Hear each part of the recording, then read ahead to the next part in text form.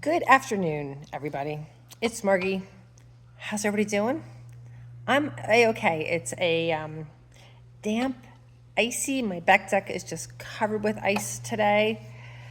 We had snow, then we had ice, then we had snain, which is ice rain. Get it, snain? Or I'm sorry, snow rain, snain. And then we had rain, and then it's just ucky outside. So I've had a fire going most of the day. But I've been really busy doing fiber stuff. I washed some more white fleece, which is Texel. I washed some black Romney. It's actually over here. Let me show you. I'll turn my phone over. It's drying. So there's the white Texel. Here's the black. And it doesn't look nice right now, but let me tell you, it is absolutely beautiful. It's soft. I mean, it's shorter. It's like that. So my friends, I took it up to the art center. We use a lot of different sheep for sheep to shawl, but we like it longer because we flick it. And when you flick it, you want the longer fibers so you don't get your fingers. My hair's a mess today, whatever. Psh.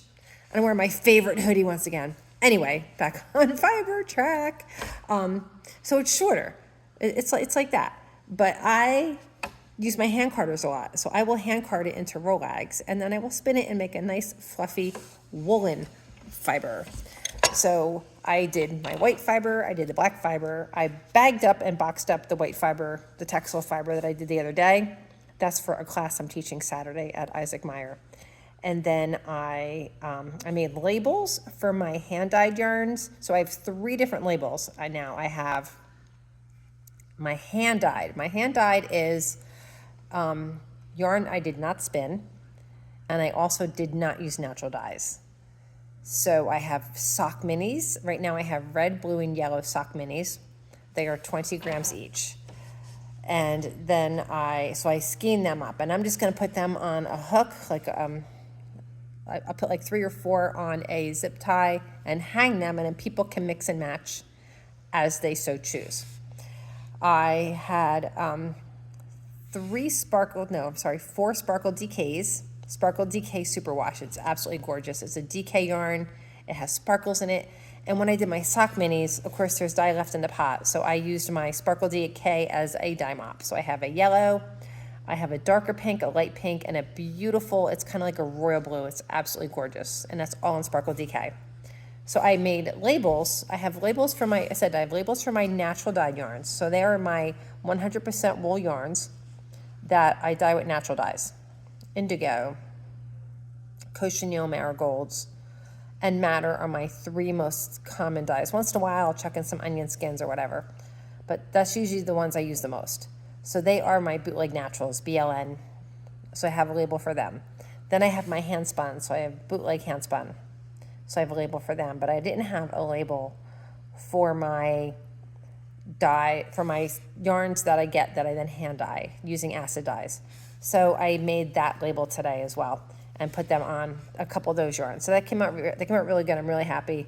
I finished dyeing the scarf project I'm working on. Again, I will post pictures on my Instagram. Maybe I'll do that today. It's not done. It's not even close to done. It has to finish drying, and then I have to set it. I have to steam iron it and set it. That's how I'm going to set the dye. Because it's a warp for a scarf. So it's big. And I said I hand dyed it, I painted it by hand. And again, just a little bit, I had to touch up one spot, and that has to dry. And then what you do is you put a towel underneath, you put a wet towel on top, and then you steam it with an iron.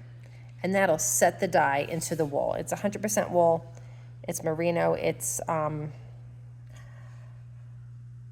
worsted weight. So then when I'll probably steam that tomorrow, and then I can put it back onto the loom, and then I can weave. So maybe I'll have it done tomorrow. Well, I'll be pretty psyched because I can weave pretty quick. So I finished dyeing that today. I vacuumed my carpets.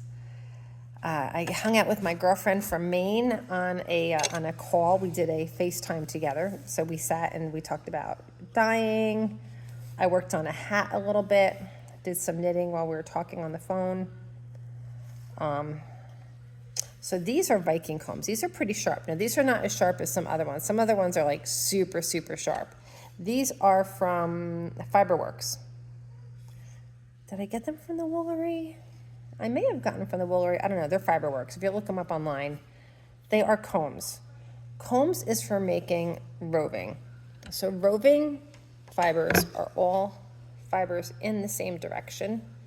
Now you usually do it with much longer fibers, but this fiber, this is from my little girly sheep. This is the last. I didn't think I had any more, but I found some downstairs.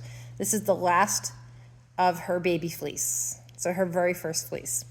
So you charge your comb, you gotta be careful again, and you go perpendicular, which is opposite. So I'm going to sit, again, I gotta get it more away from my face, sorry. You can't see what I'm doing very well, because here we go, see, I'm going perpendicular. And again, just like when people that have long hair will know this, when you wanna get the knots out of your hair, you don't start at the top of your hair and come down, because you're just gonna be full of knots. You start at the ends of your hair and you work your way down. There we go. So now this, I got it all on this one. There we go. This is Aki. See how it's all full of naps and it's all the little pieces. That's gonna go over there into a bag. So now it's not bad, but you can still see there's some parts that are not real nice yet. So now I'm gonna really focus on getting those parts. You gotta be careful when you do this. You don't want it pointing toward your face. Again, I have dogs, so I make sure that, they're not around when I'm doing this. If I see them coming over, I quickly put them away. I don't want to stab my dogs, because again, these are very sharp. So again, I'm just combing it nice, going from the ends, working my way in. Sometimes it takes 2 passes, sometimes it takes 3 passes. There we go. Take that. And again, you can see how Aki, you can see all the little short pieces and so forth, again, in the bag. All right, now this is really nice. See how it's all nice and fluffy? Beautiful. So this is the back side right here. So what I want to do is I just want to loosen that up a little bit so that it's easier to pull off. I'm going to gently just start pulling. See? I've showed this before. If you go back at some of my older videos, I have combed fiber before. And there we go. Ready? Nice. And there we go. When you start getting see how I'm getting, there's a little nap here, a little nap here. Once you start getting these, that's when you want to stop pulling, get them out. So I will just take this and I will wrap it around my hand as so. And as I pull it off my hand, it makes a little bird nest, see? A little bird nest. And then I will just put it in my bucket over here and I will spin them later. You want to spin them up pretty quickly because even just a little weight of having them on top of each other is going to compress them. So you want to spin them as soon as possible after doing them so that the fibers are nice and fluffy. So now when I spin this, so here we go. When I spin this, if you can see, all the fibers are in the same direction. So imagine spaghetti coming out of the box and all the noodles are real tight, right? And they're all in the same direction. And if you were to take that spaghetti and spin it, it's going to make a really tight, compact yarn. So when I spin these, because all the fibers are in the same direction, just like spaghetti, it makes a tight, compact yarn. That is called worsted yarn. Okay, so worsted yarn, tight, compact, all the fibers in the same direction. It makes a real nice, tight yarn.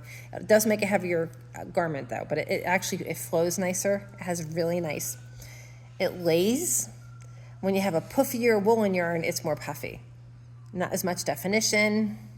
Still pretty. I actually make a lot of woolen yarns when I make Rolags. So Rolags make woolen yarn. Roving and combing your fiber makes worsted yarn. Worsted, spaghetti coming out of the box, all the fibers in the same direction, tight, compact. Woolen, all the fibers are mixed up in the Rolag. Think of ramen noodles with all those air pockets, light and fluffy. So when you spin it, those air pockets are gonna get trapped in there. So it's a warmer yarn. It's puffier. Yeah. So I said, I've talked about this a number of times, but maybe you didn't see that video. Maybe you're new. I don't know. So that's my description of worsted, spaghetti, woolen, ramen noodles. Okay? So that's what I've been doing. And yeah, I'm going to get back to it. Everybody have a great day.